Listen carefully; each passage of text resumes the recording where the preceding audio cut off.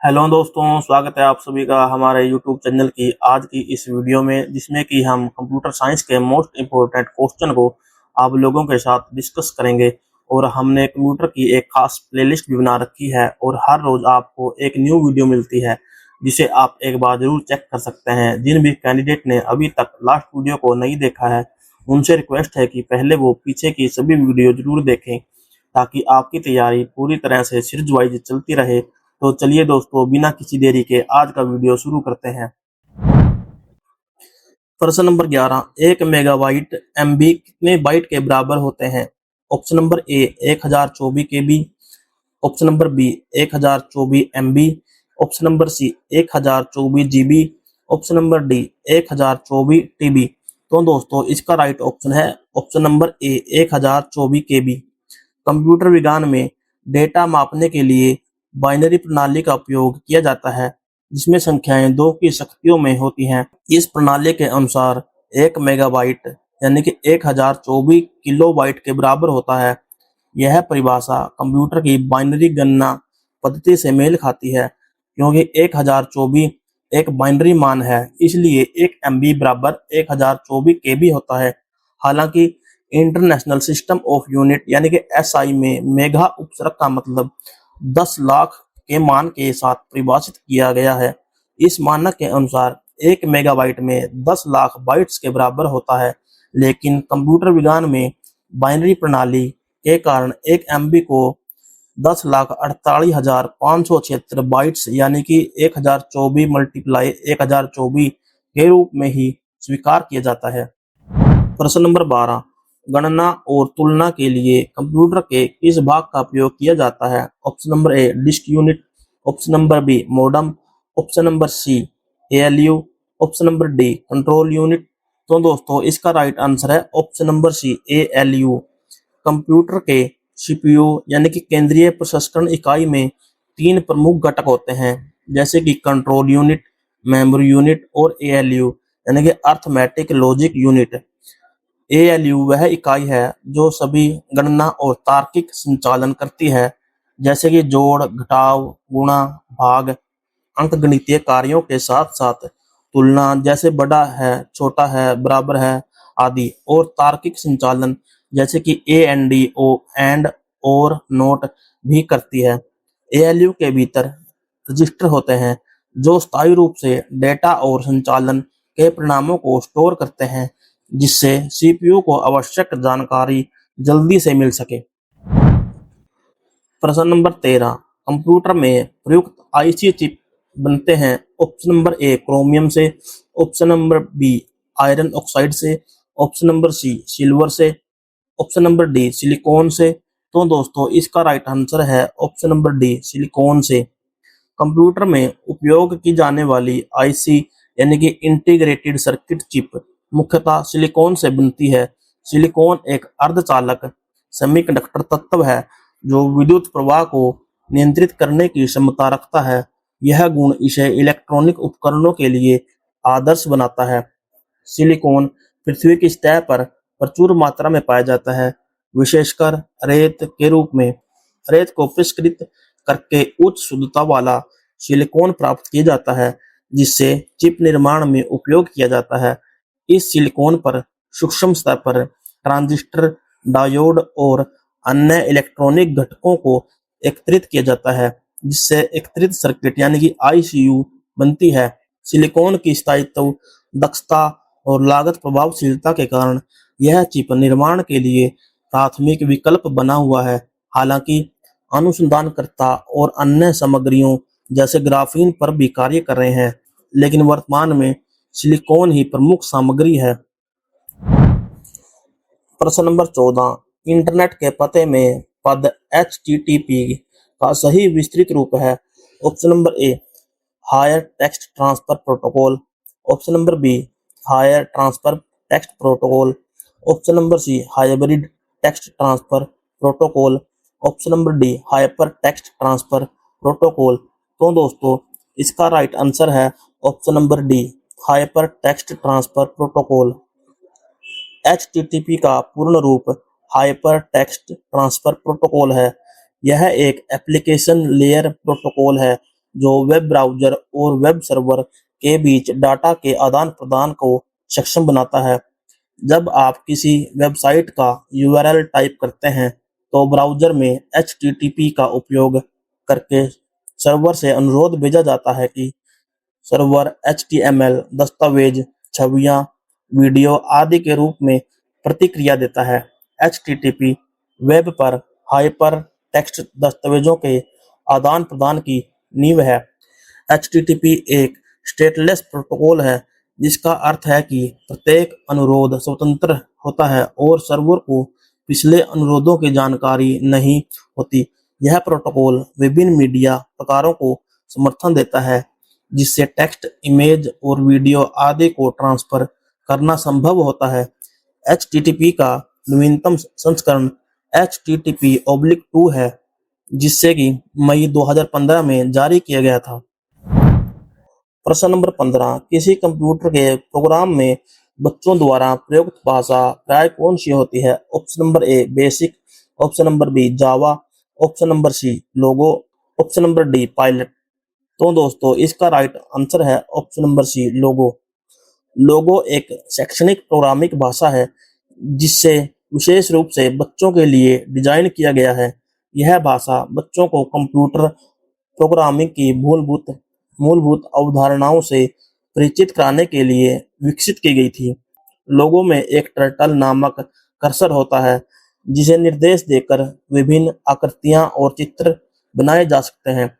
इस प्रक्रिया में बच्चे सरल कमांड जैसे कि फॉरवर्ड, बैकवर्ड, लेफ्ट और राइट आदि का उपयोग करते हैं, जिससे उनकी तार्किक सोच और समस्या समाधान क्षमता विकसित होती है। लोगो भाषा का उपयोग बच्चों को प्रोग्रामिंग की बुनियादी समझ देने के लिए किया जाता है, जिससे वे आगे चलकर अधिक जटिल प्रोग्रामिंग भाषाओं को सीखने के लिए तैयार हो सके। इसके अलावा लोगों का इंटरफेस सरल और आकर्षक होता है, जो बच्चों को प्रोग्रामिंग में रुचि विकसित करने में मदद करता है। इस प्रकार लोगो भाषा बच्चों के लिए प्रोग्रामिंग की दुनिया में पहला कदम रखने का एक उत्कृष्ट माध्यम होता है। दोस्तों इस चैनल पर इंडिया की गवर्नमेंट और प्राइवेट जॉब से जुड़ी हुई छोटी बड़ी न्यूज को आप लोगों के साथ शेयर किया जाता है, और साथ में कॉम्पिटिटिव एग्जाम में पूछे जाने वाले मोस्ट इम्पोर्टेंट क्वेश्चन को भी वीडियो के माध्यम से आप लोगों तक पहुंचाने का काम करते हैं। और सभी सब्जेक्ट के लिए मोस्ट इम्पोर्टेंट क्वेश्चन की प्लेलिस्ट बनाई है, जिसमें आपके लिए एग्जाम में आने वाले टॉपिक को कवर किया जाएगा। और आज की वीडियो में कंप्यूटर से जुड़ी विभिन्न महत्वपूर्ण जानकारी आपको दी जाएगी। इस प्लेलिस्ट में हम कंप्यूटर से संबंधित महत्वपूर्ण प्रश्नों को संक्षिप्त रूप में पढ़ेंगे, जो कि एसएससी, रेलवे या कोई भी स्टेट के कॉम्पिटिटिव एग्जाम के लिए बहुत उपयोगी साबित होंगी। यहाँ आपको कंप्यूटर की बेसिक से एडवांस लेवल की नॉलेज मिलेगी। हमारी कोशिश है कि कंप्यूटर से जुड़ी जानकारी को बहुत आसान तरीके से आप लोगों तक पहुंचाया जाए, ताकि किसी भी कैंडिडेट को अपने एग्जाम को क्रैक करने के लिए जिस नॉलेज की जरूरत होती है वो उसको मिल सके। तो दोस्तों आगे बढ़ने से पहले मैं आपसे रिक्वेस्ट करना चाहूँगा कि अगर वीडियो आपको अच्छी लगे तो वीडियो को लाइक और शेयर जरूर करें। ऐसे ही वीडियो को आगे देखने के लिए हमारे चैनल को सब्सक्राइब करना ना भूलें। तो चलिए दोस्तों हमारी कंप्यूटर की प्लेलिस्ट के इस भाग को कंटिन्यू करते हैं। प्रश्न नंबर 16, एक स्वाहा निजी कंप्यूटर जो आपकी गोद में रखने लायक छोटा सा होता है क्या कहलाता है? Option number A main frame computer, option number B notebook computer, option number C work station, option number D PDA. तो दोस्तों इसका राइट आंसर है option number B notebook computer. Notebook computer, जिसे आमतौर पर लैपटॉप भी कहा जाता है, एक पोर्टेबल और हल्का व्यक्तिगत कंप्यूटर है, जिसे उपयोगकर्ता अपनी गोद में रखकर आसानी से उपयोग कर सकते हैं। इसकी डिजाइन इस प्रकार की जाती है कि यह आसानी से एक बैग में फिट हो सके और कहीं भी ले जाया जा सके। नोटबुक कंप्यूटर में एक inbuilt display screen, keyboard, touchpad, mouse के रूप में और बैटरी आवश्यक हार्डवेयर होते हैं, जो इस पूर्ण कंप्यूटर की तरह कार्य करने में सक्षम होते हैं। नोटबुक कंप्यूटर की प्रमुख विशेषताएं इसकी पोर्टेबिलिटी, बैटरी द्वारा संचालित होना और वायरलेस कनेक्टिविटी की सुविधा होती है, जिससे कि उपयोगकर्ता कहीं भी इंटरनेट का उपयोग कर सकते हैं। यह कंप्यूटर छात्रों, पेशेवरों और यात्रियों के लिए विशेष रूप से उपयोगी होता है, जो चलते-फिरते अपने कार्यों को पूरा करना चाहते हैं। नोटबुक कंप्यूटर विभिन्न आकारों और क्षमताओं में उपलब्ध होते हैं, जो उपयोगकर्ताओं की आवश्यकताओं के अनुसार चुने जा सकते हैं। प्रश्न नंबर 17, ओंडा तारक एक प्रोग्राम है, वह निम्नलिखित में से किससे प्रोग्राम का रूपांतरण है? ऑप्शन नंबर ए, मशीन से निम्न स्तर तक। ऑप्शन नंबर बी, निम्न स्तर से उच्च स्तर तक। ऑप्शन नंबर सी, उच्च स्तर से ओंडा तारक तक। ऑप्शन नंबर डी, ओंडा तारक से मशीन तक। तो दोस्तों इसका राइट आंसर है ऑप्शन नंबर ए, मशीन से निम्न स्तर तक। ओंडा तारक, जिसे असेंबलर भी कहा जाता है, एक प्रोग्राम है जो असेंबली भाषा में लिखे गए प्रोग्रामों को मशीन भाषा में परिवर्तित करता है। असेंबली भाषा एक निम्न स्तरीय प्रोग्रामिंग भाषा है जो मनुष्य के लिए पढ़ने और समझने में अपेक्षाकृत आसान होती है, जबकि मशीनी भाषा बाइनरी कोड में होती है जिसे कंप्यूटर सीधे समझता है। ओंडा तारक इस रूपांतरण की प्रक्रिया को संचालित करता है, जिससे कि प्रोग्राम असेंबली भाषा में कोड लिख सकते हैं और उसे मशीन भाषा में बदल सकते हैं ताकि कंप्यूटर उसे निष्पादित कर सके। इस प्रकार ओंडा तारक प्रोग्राम असेंबली भाषा से मशीन भाषा में रूपांतरण करता है। प्रश्न नंबर 18, मल्टी प्रोसेसिंग डैश होती है? एक प्रोसेसर द्वारा, एक से अधिक प्रोसेसर द्वारा, बिना किसी प्रोसेसर के, इनमें से कोई नहीं। तो दोस्तों इसका राइट आंसर है ऑप्शन नंबर बी, एक से अधिक प्रोसेसर द्वारा। मल्टी प्रोसेसिंग एक कंप्यूटिंग तकनीक है जिसमें कि एक से अधिक प्रोसेसर यानी कि सीपीयू का उपयोग किया जाता है, जिससे सिस्टम की प्रदर्शन क्षमता और गति में वृद्धि होती है। इसमें विभिन्न प्रोसेसर एक साथ कई कार्यों को निष्पादित करते हैं, जिससे कार्यों की गति तेज होती है और सिस्टम की क्षमता में सुधार होता है। प्रदर्शन में वृद्धि एक से अधिक प्रोसेसर होने के कार्यों को समानांतर रूप से निष्पादित किया जा सकता है, जिससे प्रदर्शन में सुधार होता है। विश्वसनीयता, यदि एक प्रोसेसर विफल हो जाता है तो अन्य प्रोसेसर कार्य जारी रखते हैं, जिससे कि सिस्टम की विश्वसनीयता बढ़ती है।